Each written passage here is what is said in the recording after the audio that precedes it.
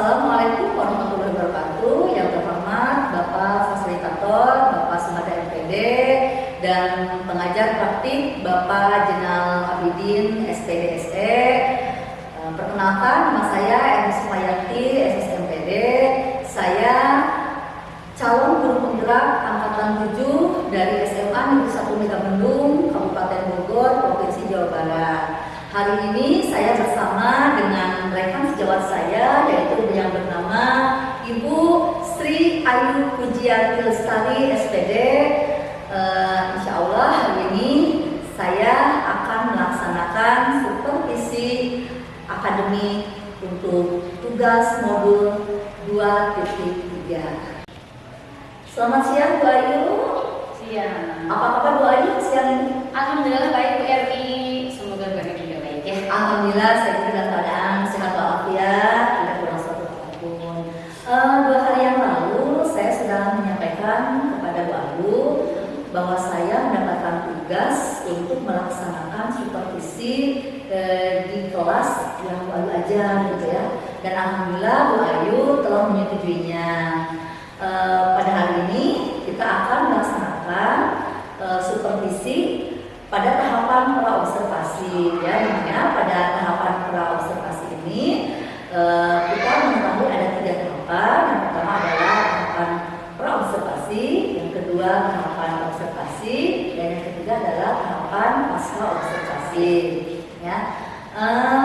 Untuk memulai percakapan kita hari ini, kalau boleh saya ingin bertanya nih Bu Ayu ya, kira-kira Bu Ayu ini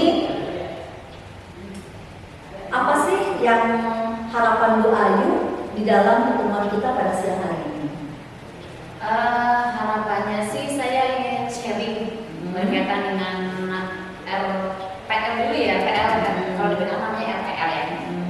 RPL yang akan saya gunakan untuk melakukan layanan bimbingan klasikal nanti di kelas 10 seperti itu. Oh begitu ya. Jadi RPL dalam kesiapan karir ya, untuk di kelas 10 gitu kan. Bagus sekali ya Bu Ayu. Untuk selanjutnya nih Bu Ayu, kira-kira tujuan pembelajaran itu apa saja ya? Oh, untuk tujuan pembelajaran ya. Untuk tujuan layanan ya tepatnya, kalau kita tujuan layanan.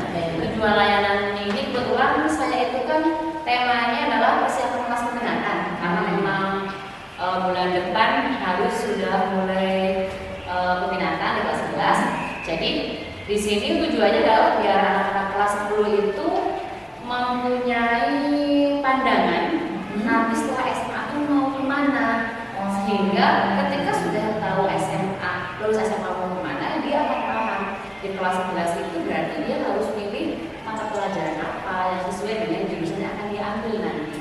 Jadi kalau boleh saya ulang, tujuan pembelajaran itu adalah untuk memilih peminatan ya, dan nanti untuk di kelas selanjutnya apa sih akan mau pilih gitu ya Bu Ayu ya. Luar biasa sekali Bu Ayu. Jadi Bu Ayu, materi nantinya akan diberikan pada saat observasi tentang apa Bu Ayu?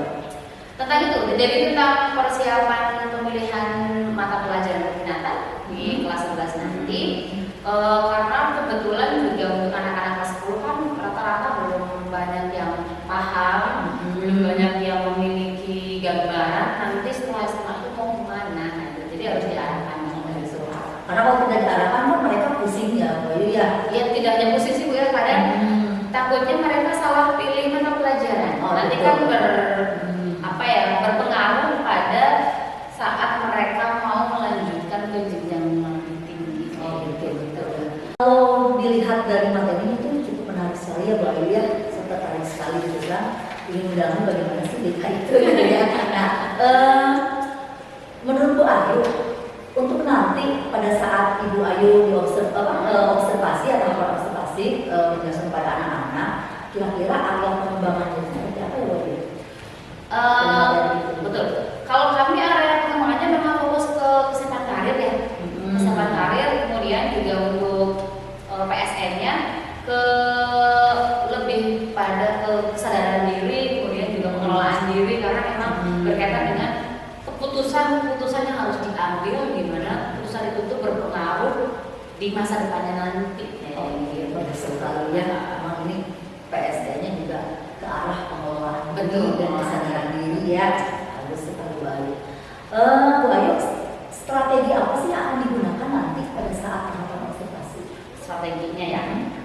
Kebetulan memang kalau di bimbingan layanan saya lakukan itu lebih banyak ke apa ya, aktivitas experiential learning. Jadi anak-anak belajar berdasarkan pengalaman langsung agar mereka tuh paham bahwa oh ternyata dengan planning A maka dia kemungkinan akan ada konsekuensi apa, dengan planning B konsekuensinya apa, seperti itu sih. Kemudian juga biasanya karena memang pelajaran BK itu kan kadang lebih banyak ke teori persiapan, jadi biasanya lebih banyak diselingi dengan game-game yang bisa membawa mereka lebih enjoy, bermotivasi kayak gitu sih biasanya. Biar mereka termotivasi ya. Iya, karena yang dilakukan tuh kadang game-nya bukan game sekedar ice breaking sih kalau Ya. tapi game yang mengarah pada layanan gitu. Game yang mengarah pada layanan. Bagus sekali ya. Tadi yang saya dengar ya, Bu Ayu kan sudah menyampaikan bahwa di dalam penyampaian di BK ini kan selain adanya ice breaking, adanya PSE ya, selain dari kesadaran diri dan pengelolaan diri, kira-kira menurut Bu Ayu ada tambahan lain nggak dari Bu Ayu ini? Yang menyangkut ke arah masalah gitu ya.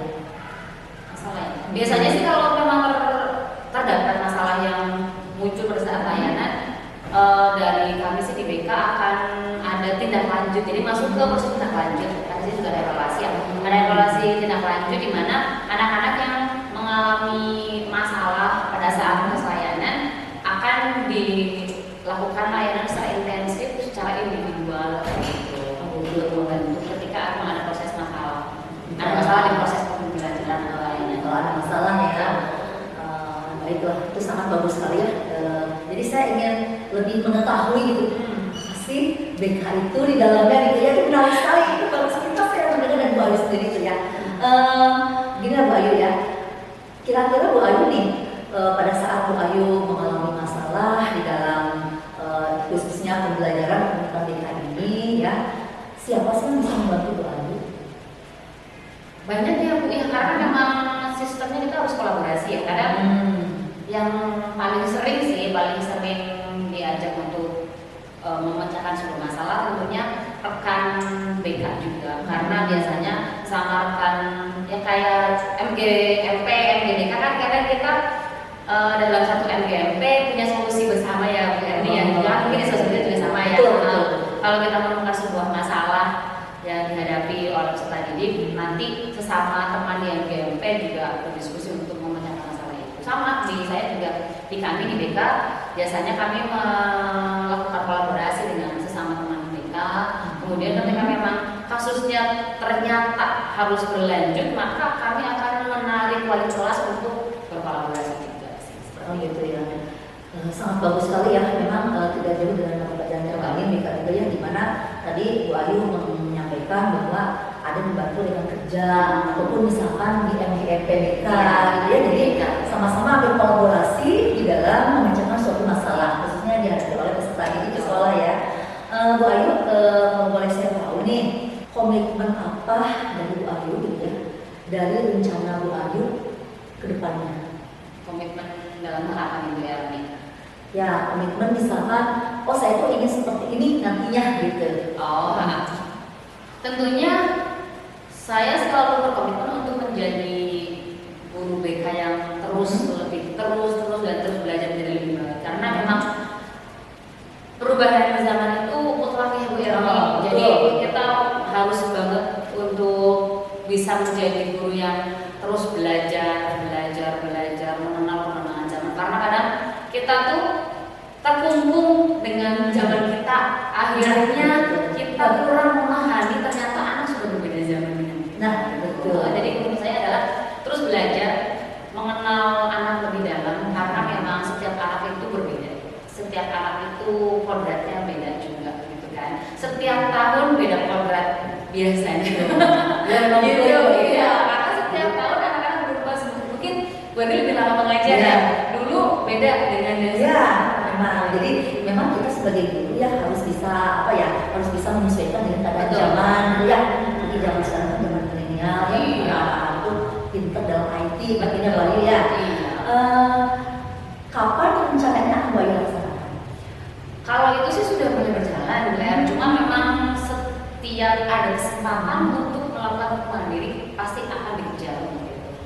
Jadi Gitu ya. tidak ada yang namanya belajar itu berhenti, tapi belajar terus gitu kan. Kayak kemarin juga mungkin ada pelatihan apa yang memang sesuai dengan profesi kita ya kita ikuti karena pasti itu akan bermanfaat untuk profesi kita ya Claire. Bagus sekali Bu Ayu ya. Bu Ayu, sepertinya kita sudah berada di ujung pertemuan di mana kita sudah saling berdiskusi dan bertukar pikiran. Kalau boleh saya tahu nih, bagaimana perasaan Bu Ayu setelah kita melaksanakan diskusi di siang hari ini? Terima kasih banyak Bu Erni sudah ada diskusi. Tentunya perasaan saya tuh jadi lebih enak sih, lega gitu kan, karena kan kita jadi sharing pengalaman ya Bu Erni ya gitu. Jadi lebih bisa menentukan nanti kalau mau layanan tuh mau kayak gimana dan gimana gitu sih. Alhamdulillah ya Bu Ayu mau seperti itu. Sepertinya kita akan mengakhiri pertemuan kita, diskusi kita di siang hari ini. Saya sangat berterima kasih sekali kepada Bu Ayu ya yang telah bersedia untuk berdiskusi di siang hari ini. Yuk kita nonton video selanjutnya. Kalian? Baik. Setelah melihat hasil psikotes gimana? Mantap Bu, mantap pelan. Tidak, Kok nggak sama hasil sama kuliah? tidak beda. Berarti silakan tepat. Oke. Yuk absen dulu ya. Ketika Ibu penghasilan kalian suka satu profesi yang ingin kalian capai? Pilot. Polisi Profesi FP. apa? Ucapan adalah doa. Harus pede. Yang lain nggak boleh ngetawain kecuali Ibu. Ibu selalu mengambil masing-masing. Ya, ketika Ibu memanggil nama kalian, sebutkan satu profesi yang kalian impikan. Nanti kan, nanti yang lain bilang amin. Kalau kalian yang ini sampai ke orang itu. Oke, adek. Ibu.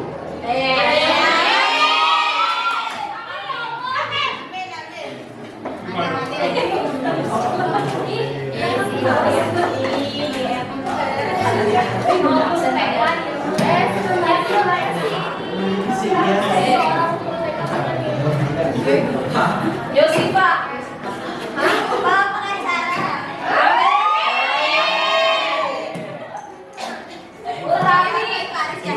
Guru agama.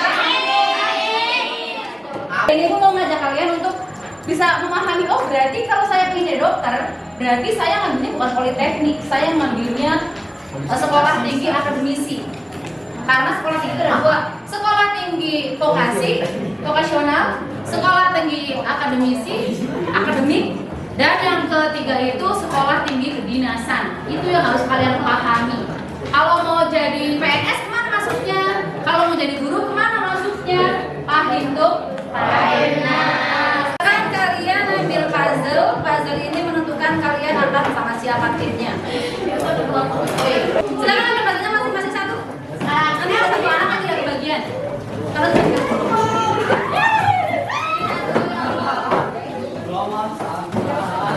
Salam, salam.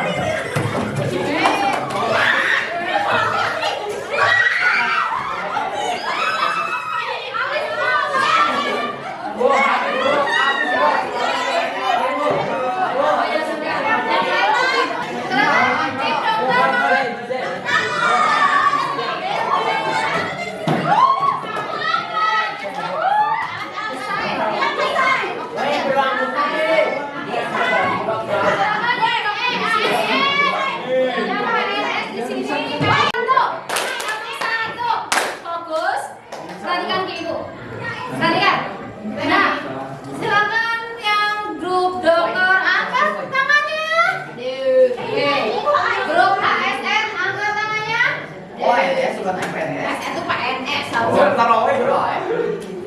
Grup peserta kami tanggal ini. Tuliskan 10 profesi yang berasal dari lulusan kedinasan. 10 profesi dari jurusan akademik, 10 jurusan populer di S1. Ya, kemudian cara masuknya. Tapi boleh sama. Memang satu kelompok. Tuliskan 10 profesi dari lulusan D3 dan D4. Tahu? Kemudian 10 jurusan populer di D3 dan D4. Karena ini kalian kelompok sekolah juga. Kemudian boleh lihat Google, lihat YouTube boleh. Kemudian terakhir cara masuk ke sekolah jenjang D3 dan D4. Lagi. Udah.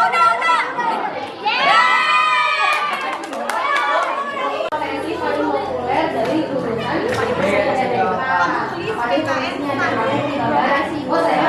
grafis lagi. Artinya dulu ada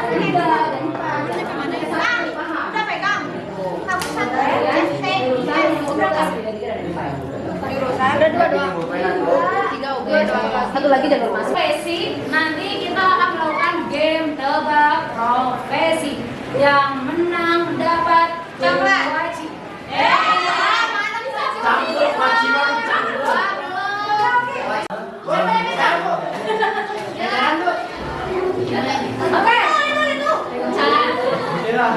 Oke. Dokter. Ya. Waktu udah lagi. 3, 2, 1. Obat-obatan.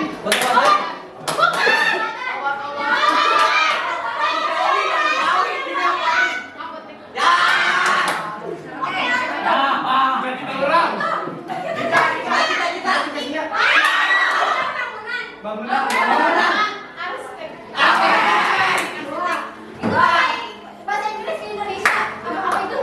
Ya. 3.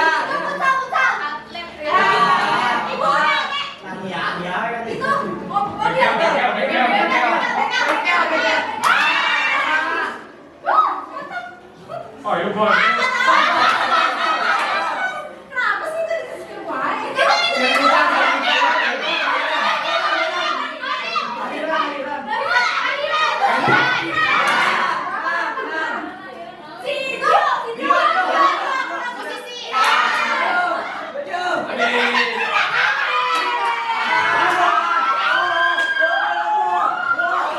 Karena selama ini yang ibu lihat, kalau kalian meneruskan cita-cita paling terbatas pada guru, arsitek, apalagi tentara, polisi, dokter, jarang loh orang ingin jadi polisi, keren. Ya. Jadi banyak banget profesi yang di luar sana yang ternyata harus kalian pahami karena profesi itu ternyata bisa mengikuti perkembangan zaman. Karena kayak pas waktu pertama kali ibu ngasih materi di sini bahwa ada profesi yang kemungkinan 5 tahun lagi akan terhapus karena ada perkembangan zaman.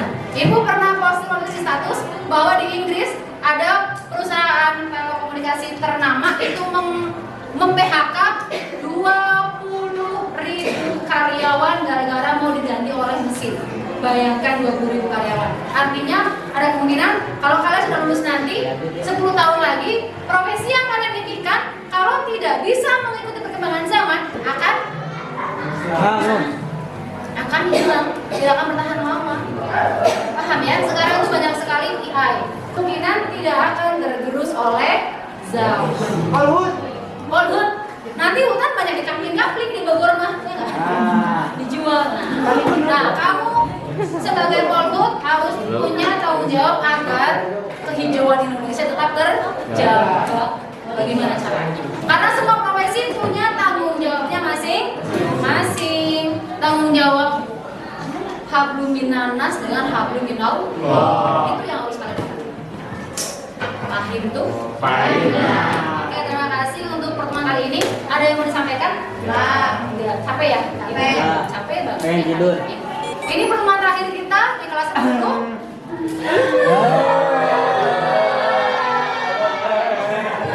Dan pertemuan kelas 10 besok masih ada ya? Iya.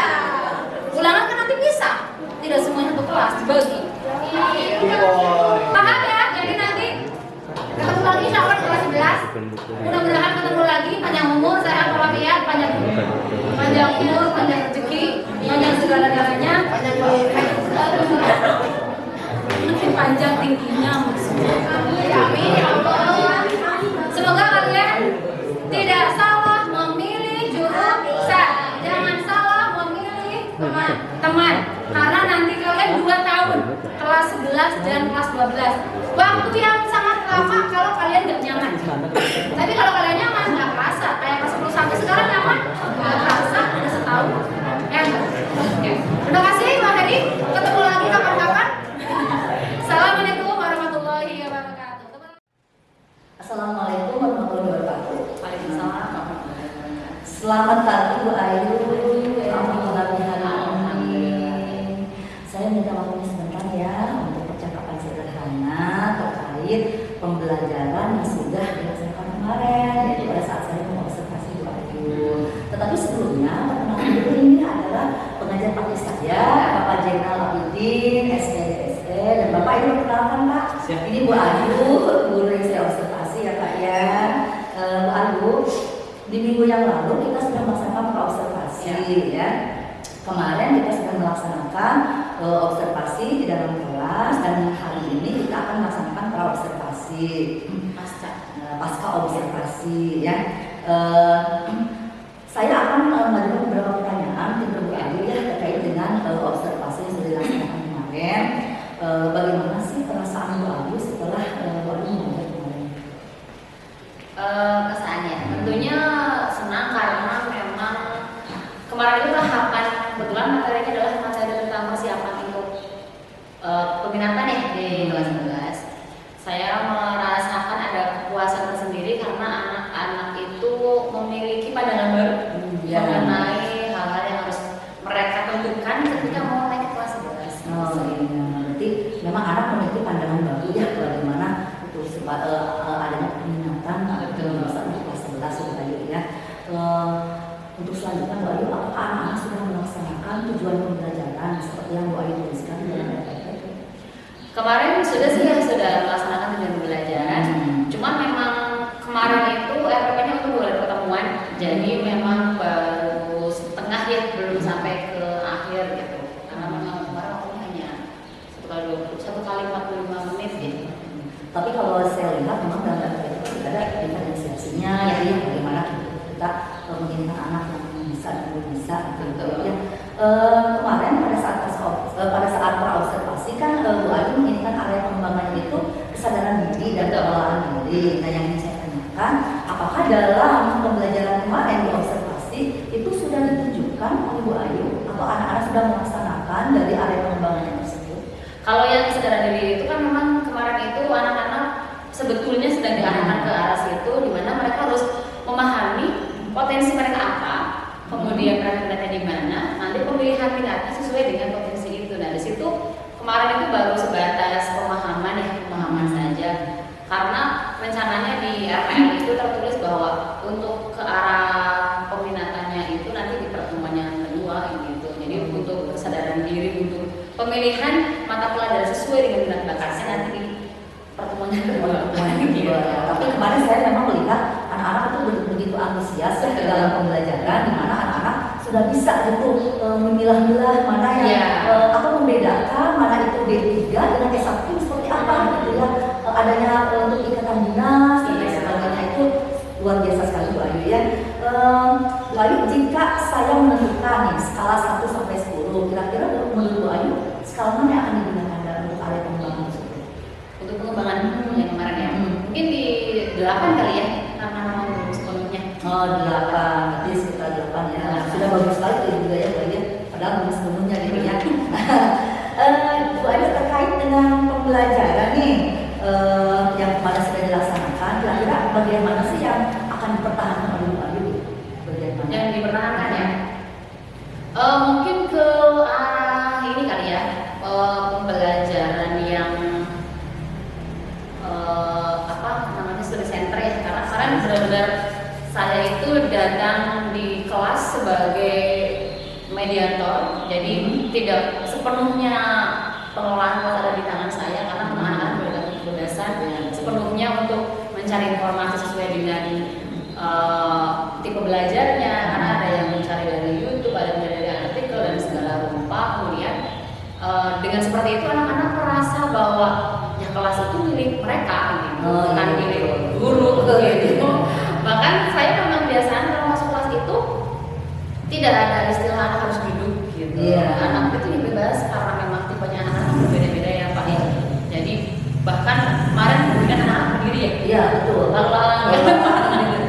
Tapi ya itu sih maksudnya hal kayak gitu ternyata membuat anak enjoy selama beberapa menit, merasa oh itu bukan waktu yang lama. Nah, iya betul. Memang sih saya lihat kemarin juga antusias sekali anak-anak. Nggak ada yang anak duduk gitu ya, anak-anak sangat luar biasa sekali ya. Itulah ya, gimana anak itu menentukan pilihannya sendiri, pemilikan sendiri bahwa ini loh, ini mau belajar ini saya loh yang mengendalikan, atau guru juga sebetulnya mengendalikan, tapi si anak-anak mereka kebebasan gitu ya, memang pilihan mereka sendiri. Hal-hal apa sih yang kira-kira menurut Bu Ayu kurang dari pembelajaran kemarin dan untuk diperbaiki? Yang kurang lebih ke apa ya, differentiasi proses sih mungkin ya kan, karena kita termasuk masih monoton satu proses yang sama. Pengennya sih nanti ke depan ketika ada pembelajaran seperti itu dengan tema yang sama, ingin benar-benar apa ya, hadir diferensiasi prosesnya, di mana anak-anak bisa sesuai dengan tipe belajarnya. Tapi selama ini karena memang jam BK itu di kelasnya sedikit 1 jam gitu kan, jadi untuk ke arah situ kadang kurang gitu, kurang maksimal, karena bayangkan hanya 45 menit, kadang untuk apa sih persiapannya saja kan udah menghabiskan sekian banyak waktu ya Bu Erni ya kayak gitu. Makanya kemarin kan langsung ya, anak-anak sudah nanti oh sekarang pelajaran BK, mereka nggak mau kehilangan kesempatan, waktu cepat berjalan ya Bu Ayu ya. Nah, kira-kira siapa nih Bu Ayu yang bisa diajak berdiskusi atau bekerjasama dengan Bu Ayu ya untuk memperbaiki hari pembelajaran yang tadi Bu Ayu sampaikan? Yang jelas yang pertama dari MGBK ya, di sekolah kan ada guru BK ya, untuk saling berbagi pengalaman di dalam kelas, karena setiap guru pasti ada khasnya lah ketika masuk kelas gitu kan, beda-beda. Karena saya juga sering ngobrol dengan guru-guru di sini Pak gitu kan, bahwa ternyata ada metode game yang interaktif yang bisa diterapkan gitu kan. Kemudian juga yang kedua mungkin dengan guru-guru yang kayak ini, guru penggerak kan istilahnya sudah paham betul apa itu diferensiasi dan lain-lain ya Pak. Mungkin beda dengan guru lain yang baru tahu sebatas teori, baru tahu sebatas pemahaman yang mereka baca saja. Tapi kalau guru penggerak biasanya juga ini kan sudah mendalami gitu, mungkin bisa saling sharing ya Bu Erni kita ya. Oke, silakan menyenangkan ya. Bagus sekali nih Bu Ayu ya. Semangat selalu ya untuk selalu mengembangkan diri. Semoga bermanfaat untuk Bu Ayu sendiri dan di posisi Bu Ayu ya. Terima kasih untuk kesempatan dan waktu yang telah diberikan. Di sini saya juga sedang belajar untuk mensupervisi gitu ya. Mudah-mudahan kedepannya kita menjadi guru yang lebih baik lagi. Demikianlah kegiatan pasca observasi dan rangkaian supervisi akademik yang telah saya laksanakan. Apabila ada kekurangan, saya mohon maaf. Wabillahi taufiq wal hidayah. Wassalamualaikum warahmatullahi wabarakatuh.